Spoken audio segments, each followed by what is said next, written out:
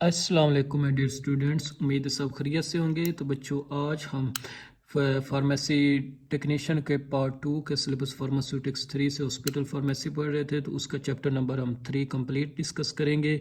तो इसमें हम देखेंगे कि जी dispensing to in patient and out patients क्या होता है। तो इसमें हम देखेंगे कि इसमें कौन कौन से किस किस तरह के लॉन्ग क्वेश्चंस आपके लिए बनाए जा सकते हैं, और साथ साथ में हम देखेंगे कि इन पेशेंट कौन होते हैं और आउट पेशेंट कौन होते हैं और डिस्पेंसिंग क्या चीज़ होती है। तो सबसे पहले बच्चों बात करते हैं कि इन पेशेंट की को इन पेशेंट बच्चों, आपको पता है कि ये वो पेशेंट्स होते हैं जो हॉस्पिटल्स के अंदर एडमिट होते हैं, यानी कि जिनका प्रॉपर ट्रीटमेंट चल रहा होता है, चाहे वो एक दिन के लिए एडमिट हो या फिर एक साल के लिए एडमिट हो। उन सब पेशेंट्स को आप क्या कहते हैं जी? इन पेशेंट। ए पेशेंट हो stay in hospital for several days is called in patient. जबकि आउट पेशेंट बच्चों क्या होते हैं जी? आउट पेशेंट के लिए हम जो दूसरा वर्ड यूज़ करते हैं उसको आप कहते हैं जी एम्बुलेटरी पेशेंट कहते हैं। ये अक्सर आपसे ना एमसीक्यूज में पूछे जा सकते हैं कि जी व्हाट और द एम्बुलेटरी पेशेंट। ऑप्शंस में वो आपको दे सकते हैं कि जी इन पेशेंट बी ऑप्शन हो सकता है, आउट पेशेंट और सी में हो सकता है जी बोथ। तो आपने आइडेंटिफाई करना है आपने कि जी एम्बुलेटरी पेशेंट्स किनको कहते हैं जी? आउट पेशेंट्स को ही कहते हैं। तो बच्चों, जो आउट पेशेंट से मुराद होता है कि जो आपके पास आउटडोर आउटडोर आते हैं, आउटडोर जो डॉक्टर्स बैठे होते हैं उनके पास आते हैं, अपने आप को चेक करवाते हैं, मेडिसिन लेते हैं और चले जाते हैं। उन पेशेंट्स को आप बच्चों आउट पेशेंट्स कहते हैं। ये पेशेंट्स हॉस्पिटल के अंदर एडमिट नहीं होते। ठीक हो गया। A patient who is not admit in the hospital is called out patient, या उसको आप एम्बुलेटरी पेशेंट भी कह सकते हैं। तो थर्ड बच्चों, जो काफ़ी इंपॉर्टेंट डेफिनेशन आती है वो आपके पास है जी डिस्पेंसिंग। डिस्पेंसिंग क्या होता है जी? डिस्पेंसिंग की जो टर्म हम यूज़ करते हैं वो फार्मासिस्ट के लिए। फार्मासिस्ट क्या करते हैं जी? मुख्तलिफ़ किस्म के पेशेंट्स आपके पास फार्मेसी में आते हैं, उनको डॉक्टर्स बॉडी वेट के लिहाज से, उनकी बीमारी के लिहाज से मेडिसिन प्रेस्क्राइब करते हैं। अब डिस्पेंसिंग ये होता है कि जी आप पेशेंट को उसकी नीड के मुताबिक मेडिसिन तैयार कर देते हैं। This is called dispensing. अब हमें क्या करना होता है जी? एज ए फार्मासिस्ट आपको एक बल्क कंटेनर या एक बड़ा कंटेनर है जिसके अंदर बहुत सारी मिकदार में मेडिसिन मौजूद है, या एक सॉल्ट मौजूद है या कोई पाउडर मौजूद है। उस कंटेनर में से आप मेडिसिन को निकाल लेते हैं और उस पेशेंट के डोज के अकॉर्डिंग या पेशेंट के नीड के अकॉर्डिंग आप मेडिसिन एक छोटे कंटेनर में शिफ्ट करते हैं और उस कंटेनर को प्रॉपर लेबल करते हैं। वहाँ पर सॉल्ट का नाम लिखते हैं, वहाँ पर पेशेंट का नाम लिखते हैं, वहाँ पर एक्सपायरी डेट लिखते हैं, और प्रॉपर लेबलिंग के साथ आप पेशेंट को जो मेडिसिन होते हैं वो प्रोवाइड करते हैं। This is called dispensing. ठीक हो गया बच्चों। डिस्पेंसिंग आम बंदा नहीं कर सकता। डिस्पेंसिंग के लिए आपका फार्मासिस्ट होना ज़रूरी है, ताकि आपको पता हो कि जी डॉक्टर्स ने फॉर एग्जांपल लिख कर दिया है कि जी एक पेशेंट को एक इंजेक्शन चाहिए जिसके अंदर डोज जो है वो 6 मिलीग्राम पर 1 ml चाहिए, लेकिन वो जो डोज मार्केट में अवेलेबल है वो है तकरीबन जी 10 मिलीग्राम पर 1 ml। अब हमें क्या करना होता है कि उस 10 मिलीग्राम में से जो 6 मिलीग्राम पर 1 ml है वो बनाना है। तो उसके लिए हम क्या करते हैं, जो उसको कहते हैं जो पेशेंट के नीड के अकॉर्डिंग बल्क कंटेनर में से मेडिसिन को निकालते हैं, छोटे कंटेनर में डालते हैं और प्रॉपर लेबल कर दे रहे हैं। उसको आप क्या कहते हैं जी? डिस्पेंसिंग कहते हैं। ठीक हो गया। तो डिस्पेंसिंग क्या होता है जी? रिमूव करना ड्रग को फ्रॉम द बल्क कंटेनर में से, एक बड़े कंटेनर में से ड्रग को निकालना और उसको प्लेस करना एक दूसरे छोटे कंटेनर के अंदर according to patient need is called dispensing. ठीक हो गया। तो अब डिस्पेंसिंग रिलेटेड आपसे ना बच्चों 2 तरह के क्वेश्चन पूछे जा सकते हैं। वो आपसे क्वेश्चन कर सकता है कि जो डिफाइन डिस्पेंसिंग है and what is dispensing to in patient. तो बच्चों आपने इन पेशेंट के लिए बताना है कि जी अगर आपके पास हॉस्पिटल के अंदर कोई पेशेंट एडमिट है तो उसके लिए आप कैसे डिस्पेंसिंग करेंगे, या वो आपसे बच्चों क्वेश्चन कर सकता है कि जी write a note on the dispensing to out patient. तो जो हॉस्पिटल के अंदर जो पेशेंट्स एडमिट होते हैं उनके लिए डिस्पेंसिंग का क्या मेथड होता है वो आपने बताना, और जो आउट पेशेंट आपके पास होते हैं उनके लिए डिस्पेंसिंग का क्या मेथड होता है वो आपने बच्चों बताना है। तो इसमें एक छोटा सा बच्चों डिफरेंस ये है कि जो इन पेशेंट होते हैं जो हॉस्पिटल के अंदर एडमिट होते हैं, उन पेशेंट का जो डायरेक्ट फार्मासिस्ट के साथ डायरेक्ट कॉन्टैक्ट नहीं होता है, बल्कि क्या होता है जी वहाँ पर जो मेडिकल स्टाफ होता है, जो नर्सें होती हैं, जो पेशेंट को अपना मेडिसिन लगा रही होती है, वो पेशेंट की जो मेडिकेशन प्रोफाइल होती है उसको उठाती है। मेडिकेशन प्रोफाइल क्या होती है जी? हर पेशेंट के बेड के साथ एक पेपर होता है जिसके ऊपर पेशेंट की मेडिसिन्स लिखी हुई होती है, उसको आप मेडिकेशन प्रोफाइल कहते हैं। वो प्रोफाइल बच्चों जो है ना वो टोटली अपना किसके अंडर होती है? वो आपके नर्सिंग के अंडर होती हैं। नर्स क्या करती हैं जी? डॉक्टर्स आते हैं, डॉक्टर्स उसके ऊपर मेडिसिन लिख देते हैं। नर्स उस मेडिसिन को, मेडिकेशन प्रोफाइल को उठाती हैं और फार्मेसी में मौजूद फार्मासिस्ट के पास लेकर जाती हैं और पेशेंट के लिए उसकी नीड के अकॉर्डिंग उस मतलब मेडिसिन डिस्पेंस करवा कर ले आती हैं। जबकि आउट पेशेंट में क्या होता है जी कि आउट पेशेंट में किसी नर्स का कोई रोल नहीं होता। आप जस्ट डॉक्टर के पास जाते हैं, डॉक्टर आपको मेडिसिन लिख कर देते हैं और आप खुद फार्मेसी पर जाकर फार्मासिस्ट से डायरेक्ट राब्ते में आते हैं और अपनी मेडिसिन को डिस्पेंस करवाते हैं। ठीक हो गया? तो ये बच्चों आपने चीज़ें याद रखने की। अगर इन पेशेंट के लिए बात आएगी तो दरमियान में आपने नर्स को ज़रूर ऐड करना है। जबकि अगर आउट पेशेंट के लिए डिस्पेंसिंग का अपना मेथड आएगा तो आपने उसके नर्स का कोई रोल नहीं होगा। उसमें डायरेक्ट कॉन्टैक्ट किसके साथ आता है? फार्मासिस्ट का और पेशेंट का।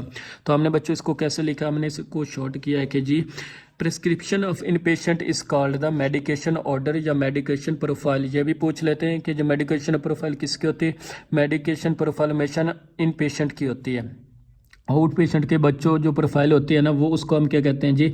उसको प्रेस्क्रिप्शन कहते हैं। जबकि इन पेशेंट के लिए मेडिसिन लिखी जाती है उस पेज को हम कहते हैं जी मेडिकेशन प्रोफाइल कहते हैं। तो इन पेशेंट के लिए बच्चों हमारे पास क्या चीज़ होती है? सबसे पहले हमारे पास मेडिकेशन प्रोफाइल होना ज़रूरी है।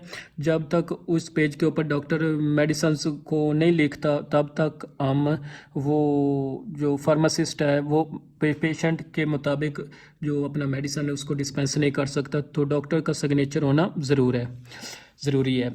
आप अपनी मर्ज़ी से किसी भी पेशेंट की मेडिसिन को डिस्पेंस नहीं करवा सकते। दूसरी क्या चीज़ होती है जी?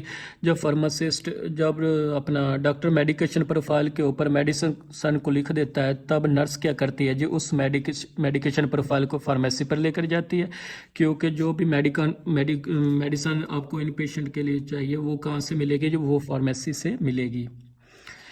अब उसमें बच्चों फ़ायदा ये है कि जो इन पेशेंट के लिए फ़ायदा ये होता है कि उसको खुद फार्मेसी पर नहीं जाना पड़ता। मेडिकल स्टाफ जो होता है वो उसके लिए अपना फार्मेसी से मेडिसिन लेकर आता है और वार्ड के अंदर पेशेंट को पहुंचा दी जाती है।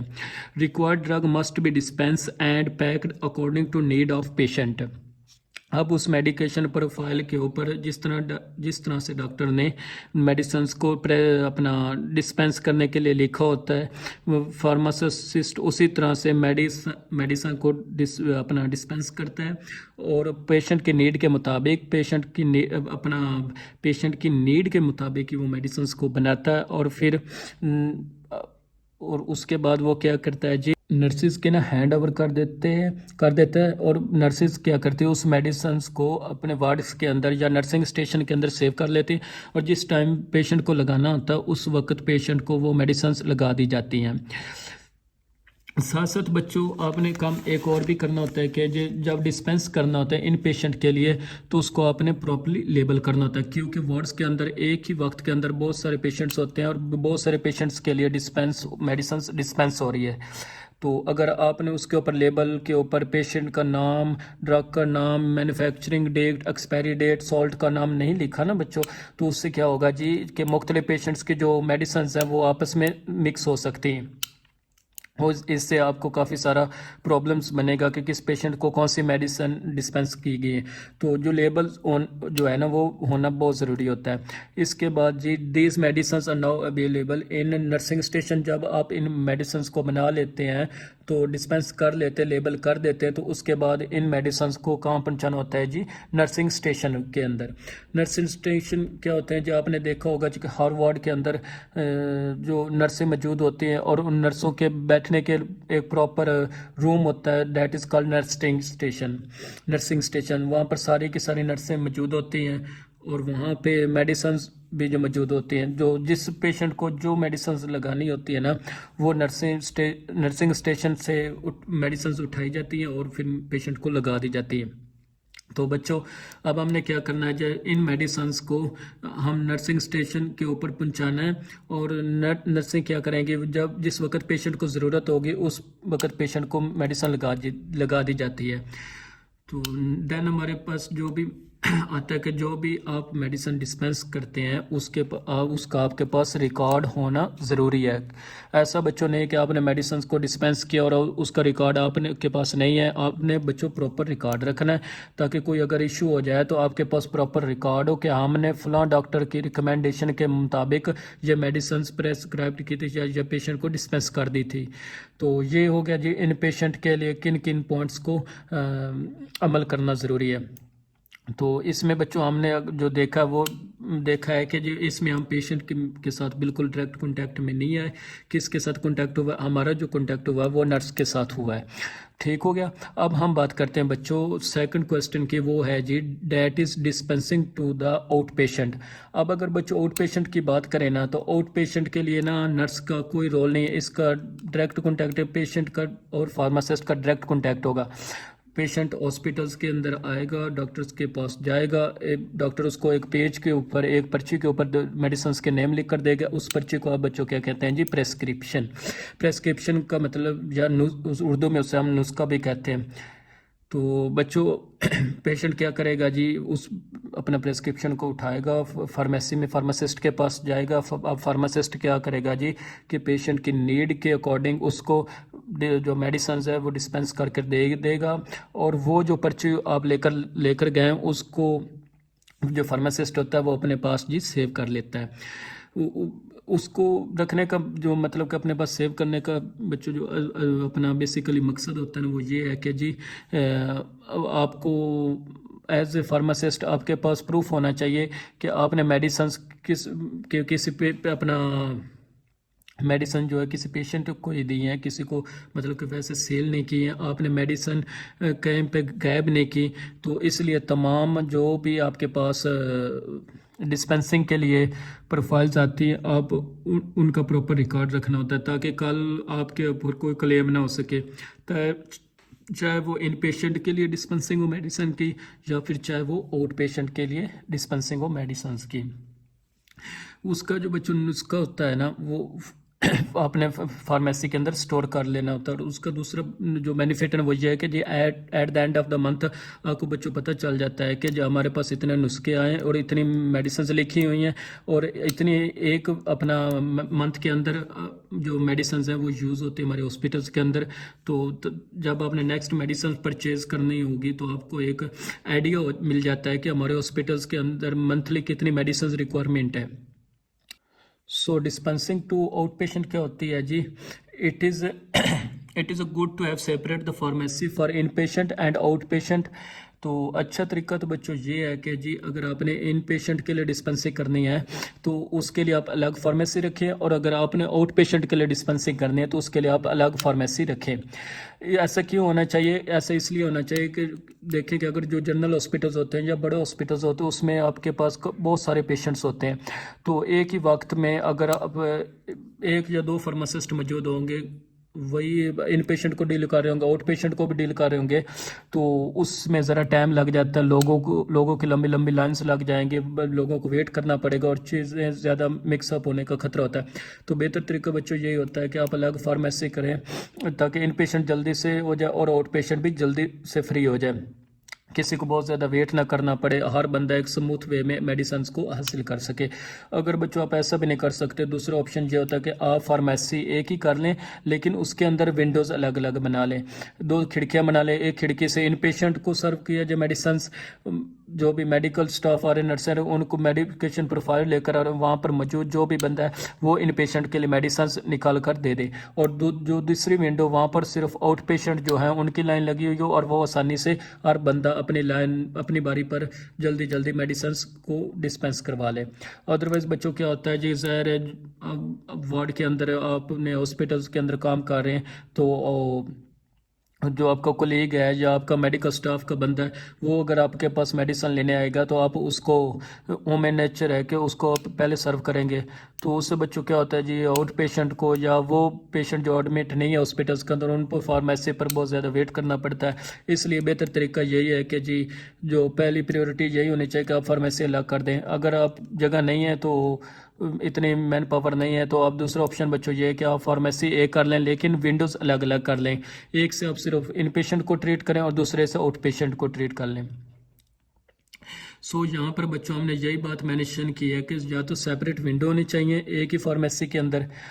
अब वो बच्चों कहते हैं कि जो आपके पास आउट पेशेंट होते हैं इनको आप 3 तरह की सर्विसेज प्रोवाइड करते हैं, या 3 तरह के आपके पास आउट पेशेंट्स होते हैं। एक को आप प्राइमरी केयर कहते हैं, सेकंड को आप इमरजेंसी केयर कहते और तीसरे को आप रेफरल या टर्शरी केयर। यानी कि एक पेशेंट आपके पास आया है और अगर आप उसको जो भी बीमारी है आप उसके मसले को या उसके माइनर इशू को ट्रीट कर सकते, इट्स मीन्स आप उसको प्राइमरी केयर प्रोवाइड की है। इस केयर में हम बच्चों क्या करते हैं, जो भी माइनर इश्यूज होते हैं, छोटे छोटे मसले होते हैं, ब्लड प्रेशर को हो गया, हार्ट फेलियर का, टेम्परेचर को हो गया, अस्थमा हो गया, खांसी हो गई, ज़ुकाम हो गया, इसको उसके रिलेटेड जितने भी अपना सर्विसेज प्रोवाइड करते हैं उसको कहते हैं जी प्राइमरी केयर। देन आता है जी इमरजेंसी केयर।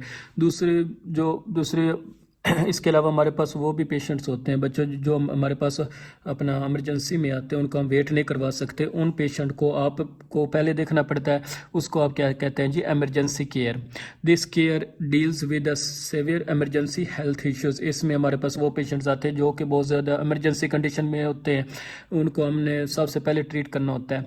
तीसरी कैटेगरी के जो पेशेंट वो होते हैं बच्चों जिनको बहुत ज़्यादा सीवियर किस्म के इशू होता है और उस इशू का ट्रीटमेंट आपके पास मौजूद नहीं होता, तो आप बच्चों क्या करते हैं, जो उस पेशेंट को किसी दूसरे डॉक्टर के पास या किसी दूसरे हॉस्पिटल्स के अंदर या किसी बड़े शहर के अंदर रेफ़र कर देते हैं। डैट इज़ कॉल्ड रेफरल या टर्शरी केयर कहते हैं। This is primary care, second अपना इमरजेंसी केयर और टर्शरी केयर। ये भी बच्चों आपने याद रखना कि एमसीक्यूज में पूछा जा सकता है कि प्राइमरी केयर क्या होती है। अगर हम पेशेंट के अंदर माइनर इशू को ठीक कर रहे हैं तो वो प्राइमरी केयर है। अगर इमरजेंसी केयर या सेकेंडरी केयर के होते हैं, या अगर हम इमरजेंसी वाले पेशेंट को ट्रीट कर रहे हैं तो वो इमरजेंसी केयर है। टर्शरी केयर या रेफरल केयर क्या होती है जी, वो केयर होती है बच्चों या वो सर्विसेज होती है जो कि हमारे पास मौजूद नहीं होती हॉस्पिटल्स के अंदर। तो एज ए डॉक्टर हम क्या करते हैं जी, हम पेशेंट को किसी दूसरे डॉक्टर के पास या किसी दूसरे हॉस्पिटल के अंदर रेफ़र कर सकते हैं। That is called referral care या टर्शरी केयर। ठीक हो गया बच्चों। उसके बाद आपको पता होना चाहिए कि जी location of out patient dispensing area क्या होनी चाहिए। उसके लिए वही पहली बात जो हमने पहले की है कि या तो आप आउट पेशेंट के लिए फार्मेसी अलग बना ले जिसको कहते हैं जी इंडिपेंडेंट आउट पेशेंट फार्मेसी। अगर आपके पास एरिया मौजूद है, मैन पावर मौजूद है, तो आप बच्चों अलग बना लें। या फिर हम क्या करते हैं कि जी इन पेशेंट और आउट पेशेंट के लिए एक ही फार्मेसी बना लेते हैं और उसकी विंडो अलग कर देते हैं। तो 2 तरह के हमारे पास ऑप्शन होते हैं। पहला ऑप्शन ये है कि जी, और यही बेस्ट ऑप्शन है, और दूसरा ऑप्शन ये है कि अगर पहला ऑप्शन आपके पास मौजूद नहीं है कि आप अलहदा से नहीं बना सकते, तो आप एक साथ एक ही बना लें, लेकिन उनकी अपना अलहदा उनकी विंडोज़ वगैरह रख लें। तो बच्चों आई होप आपको ये लेक्चर समझ आ गया होगा। अगर कोई बात समझ ना आई हो तो आप कमेंट सेक्शन में लाजमी पूछ सकते हैं। तो इंशाल्लाह नेक्स्ट हम पढ़ेंगे save use of medicine in hospitals. तो तब तक के लिए इजाज़त दीजिए। अल्लाह हाफिज़।